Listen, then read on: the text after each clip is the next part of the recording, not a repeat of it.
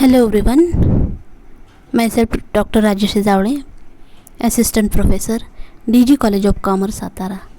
विद्यार्थी मित्र हो, आज आपण भारतीय करारांचा कायदा 1872 यामधील महत्त्वाच्या तरतुदींविषयी आपण डिस्कस करत आहोत. त्यामध्ये आपण मागच्या काही लेक्चरमध्ये पाहिलेलं आहे की essentials of a valid contract, आणि हा मुद्दा आपल्याला खूप महत्त्वाचा आहे. आणि यामध्ये आपण पाहिलेलं आहे की हे जे विविध घटक आहेत ते या करारामध्ये फार महत्त्वाचे आहेत. करारामध्ये कलम 10 नुसार काय असणं गरजेचं आहे, तर कलम 10 सेक्शन 10 नुसार करार करण्यासाठी काही महत्त्वाचे घटक आवश्यक असतात. त्यामध्ये आपण पाहिलं की करार करण्यासाठी 2 व्यक्ती महत्त्वाच्या आहेत. करार करण्यासाठी काय असणं गरजेचं आहे, तर कायदेशीर संबंध प्रस्थापित करणं गरजेचं आहे, तरच तो करार काय होणार आहे, तर व्हॅलिड होणार आहे. पुढचं जो आहे ते करार करण्यास पात्र व्यक्ती. आपण पाहिलेले आहे की करार करण्यासाठी व्यक्ती कशी पाहिजे, तर व्यक्ती सज्ञान असणं गरजेचं आहे. करार करण्यासाठी मुक्त संमती म्हणजे फ्री कन्सेंट असणं गरजेचं आहे. Free consent.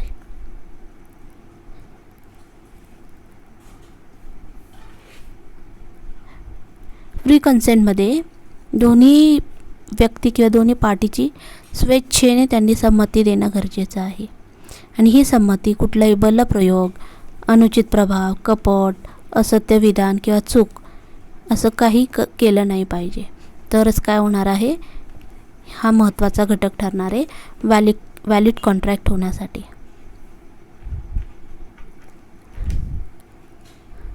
पुढचं महत्त्वाचं बाब म्हणजे करार करण्यासाठी काय असणं गरजेचं आहे, तर ऑब्जेक्ट. ऑब्जेक्ट हा कसा असला पाहिजे, ऑब्जेक्ट हा लीगल असला पाहिजे.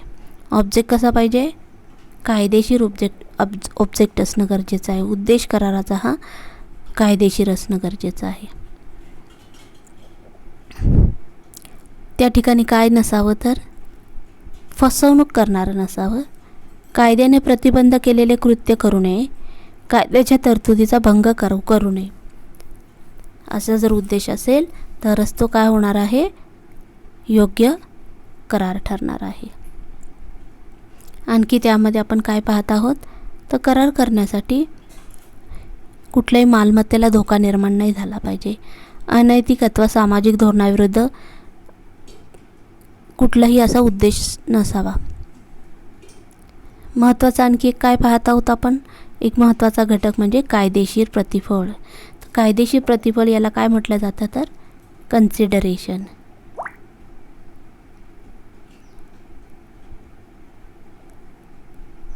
Consideration is very important. कायदेशीर प्रतिफळ.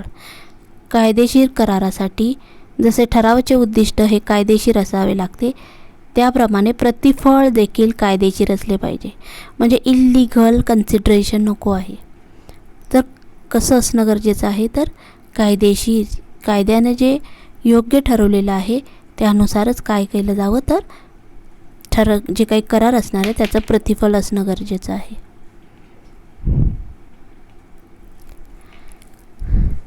ज्यावेळेला आपण कायदेशीर प्रतिफळ म्हणतो त्यामध्ये जे घटक दिलेले आहे ते आपण पूर्ण करणं देखील गरजेचं आहे. पुढचं काय महत्त्वाचं आहे, तर ठराव व्यर्थ नसला पाहिजे, म्हणजे वॉइड ॲग्रीमेंट नसावा. यस. आणि हे void agreement not enforceable by law आहेत. म्हणजे या ठिकाणी आपल्याला उदाहरण पाहायला मिळतं की जे विवाह प्रतिबंध ठराव आहेत, व्यापार धंदा प्रतिबंध ठराव आहेत, किंवा न्यायादानाच्या किंवा न्यायालयाच्या कामात हस्तक्षेप करणारा ठराव असेल, किंवा पैजेचा वेजरिंग कॉन्ट्रॅक्ट किंवा ॲग्रीमेंट असेल, तर हे सगळं व्यर्थ समजण्यात येतात. या महत्त्वाच्या गोष्टी आपण लक्षात घेणं गरजेचं आहे. निश्चित अर्थाचा ठराव असणं गरजेचं आहे, की यामध्ये आपल्याला माहिती असणं गरजेचं आहे की ज्या वेळेला आपण 2 व्यक्तींमध्ये झालेल्या ठरावाच्या अटी या निश्चित आणि निसंदिग्ध असल्या पाहिजेत असं म्हणतो, त्यावेळेला कलम 29 हे महत्त्वाचं ठरतं. जे ठराव अनिश्चित अर्थाचे असतात ते सर्व ठराव व्यर्थ समजण्यात येतात. ही गोष्ट महत्त्वाची आपण समजून घेणं गरजेचं आहे. म्हणून कायद्याच्या प्रत्येक बाबी ह्या स्पष्ट असाव्यात अनिश्चित नसाव्यात. तसेच ठरावातील वचनांची पूर्तता शक्य झाली पाहिजे, म्हणजे पॉसिबिलिटी ऑफ अ कॉन्ट्रॅक्ट, त्याचं इम्प्लिमेंटेशन हे करता येण्याजोगं असावं. या सगळ्या महत्त्वाच्या गोष्टी या कराराच्या आवश्यक बाबींमध्ये येतात. कायदेशीर बाबींची पूर्तता होणं गरजेचं, म्हणजे फॉर एक्झाम्पल की हा करार कसा असला पाहिजे, तर करार हा लेखी किंवा तोंडी असला तरी चालतो, परंतु कायद्याने लेखी असेल तर काय होतं, ज्यावेळेला प्रॉब्लेम्स क्रिएट होतात त्यावेळेला व्यक्ती किंवा पार्टी कोर्टामध्ये जाऊन दाद मागू शकतात. म्हणून करार हा लेखी स्वरूपात असेल तर आणखी चांगलं ठरतं ते.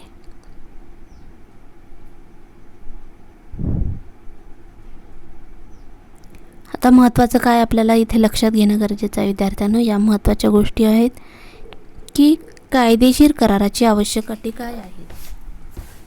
तर यामध्ये या 10 गोष्टी आपल्याला लक्षात ठेवायच्या आहेत. करार करण्यासाठी 2 व्यक्तींमध्ये ठराव होणे गरजेचं आहे. करार करण्यासाठी कायदेशीर संबंध निर्माण करता आला पाहिजे, म्हणजे दोन्ही जे पार्टीज आहेत त्यांच्यामध्ये कायदेशीर रिलेशन किंवा जे काही लीगल रिलेशनशिप निर्माण झालं पाहिजे, जसं की कॉन्ट्रॅक्ट करणारा आणि कॉन्ट्रॅक्टला स्वीकृती देणारा, ॲक्सेप्टन्स देणारा. त्यानंतर करार करण्यासाठी व्यक्ती पात्र असणे गरजेचं आहे. करारासाठी त्यांची मुक्त संमती म्हणजे फ्री कन्सेंट असणं गरजेचं आहे. कराराचा उद्देश हा कायदेशीर असणं गरजेचं आहे, म्हणजे याला लॉफुल ऑब्जेक्ट आणि लॉफुल पर्पज असं म्हटलं जातं. त्याचबरोबर कायदेशीर प्रतिफळ असावं, पण ते कायदेशीर असावं, हे आपण पाहिलेलं आहे. कुठलाही ठराव हा व्यर्थ नसला पाहिजे. तसंच काय असणं गरजेचं आहे, तर निश्चितता हवी, इम्प्लिमेंटेशन पॉसिबल असावं. त्यानंतर ठरावाची वचनांची पूर्तता करता येणं शक्य आहे. असेच काय असायला पाहिजे, त्यामध्ये ज्या बाबी ठरवल्या जाणार आहे त्या असणार आहे. आणि मग शेवटचं कायदेशीर बाबींची पूर्तता करता येण्याजोगा हा करार असणं गरजेचं आहे. तर ह्या महत्त्वाच्या गोष्टी की ज्या आज आपल्याला लक्षात ठेवायच्या आहेत. सो आय होप मला आपल्याला सांगावंसं वाटतं की हे जे आवश्यक घटक आहेत या अगोदर देखील आपण चर्चा केलेली आहे, परंतु आज आपण सविस्तरपणे यावर पुन्हा एकदा आपण त्याचं विवेचन केलेलं आहे, त्याच्यावर डिस्कशन केलेलं आहे. सो आपण इथे थांबूयात. Thank you one and all. धन्यवाद.